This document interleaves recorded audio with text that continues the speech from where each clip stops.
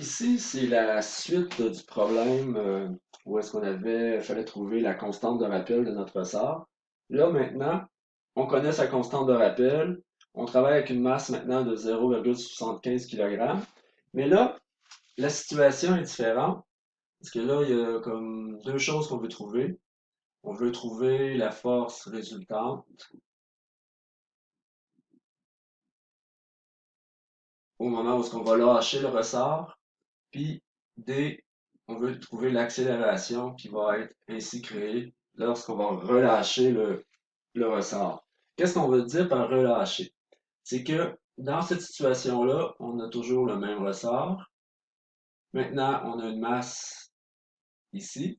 Mais là, on a compressé. Ça veut dire que initialement, si le ressort n'était pas compressé et qu'il n'y avait rien dessus, il serait à cette position-là. Mais là, on a poussé sur la masse pour compresser le ressort. Là, maintenant, on l'a compressé de combien? De 0,053 mètres, comme ça. Là, qu'est-ce qui va se passer? Donc, ça ici, c'est mon delta X. Le ressort va vouloir pousser sur la la masse pour réellement revenir à son état initial. Sauf que là, il y a aussi une autre force ici qui on se trouve à être notre Fg. Donc ici, il va avoir la force élastique, donc la force de ressort qui veut revenir, donc pousser vers le bas, puis là, en plus, il va avoir le Fg.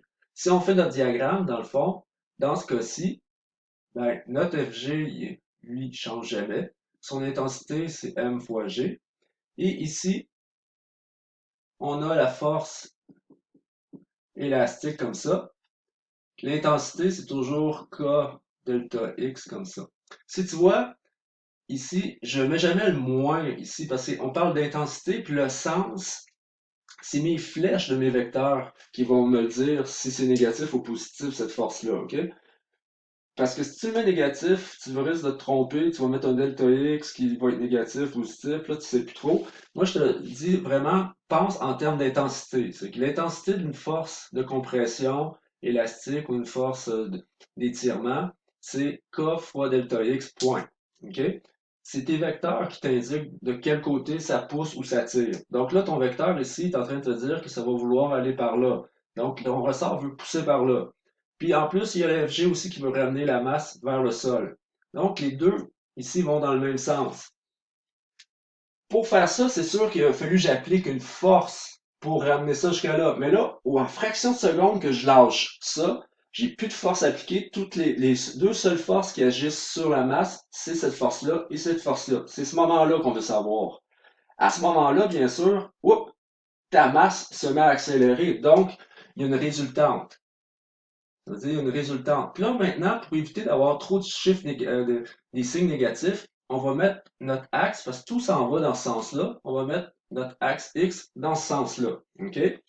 Donc, maintenant, tout ça se met à bouger, parce que là, je viens de lâcher ça, ça part. Alors, il y a une masse fois l'accélération. Qui cause ces affaires-là? Mais je regarde mes vecteurs qui participent à tout ça. Donc, la force élastique plus mon Fg. Là, j'enlève le fait, là, je considère les directions.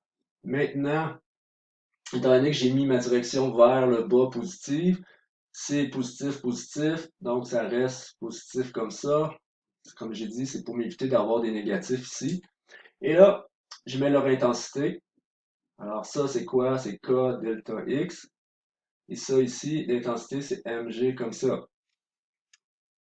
Dans ce cas-ci, dans la première question, ça va me permettre de trouver l'accélération, mais la première question, on veut juste savoir ça ici. Donc là, même si j'ai fait une étape de trop, en ce moment, je veux juste savoir le résultat de cette affaire-là ici. Alors ça, je connais ma constante, je connais combien je l'avais compressé. Ça veut dire c'est comme l'énergie emmagasinée pour partir la machine, donc c'est ça ici. Donc 0,053 comme ça ici. Plus, ben là, la masse, c'est 0,75. Et bien sûr, notre fameux 9,81 comme ça. On calcule ça. Je vais arriver avec les chiffres significants. Ben, en fait, c'est 10,38 comme ça, Newton. Donc, mes forces résultantes vont être de, ici, si j'arrondis à 10 newtons. C'est vers où? N'oubliez pas que là, ça c'est des vecteurs, donc vectoriel, c'est vers le bas. Maintenant, on va aller chercher notre accélération que j'avais ici. Donc, j'ai ça qui est égal à m(a)x. Je sais que c'est ça. La masse, c'est quoi? 0,75 fois ax. Donc, je fais ma division. Mon ax, comme ça, va être de 13,846 mètres secondes carrés. Donc, avec les chiffres significatifs, deux chiffres, je regarde ça, ça va être 14. Alors, l'accélération, c'est 14 mètres secondes carrés vers le bas. Donc, tout ça accélère de 14 mètres secondes carrés vers le bas au moment que je lâche.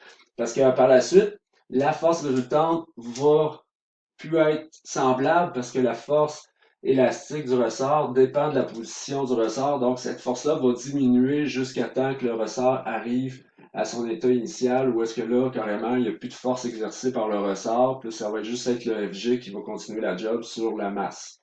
OK?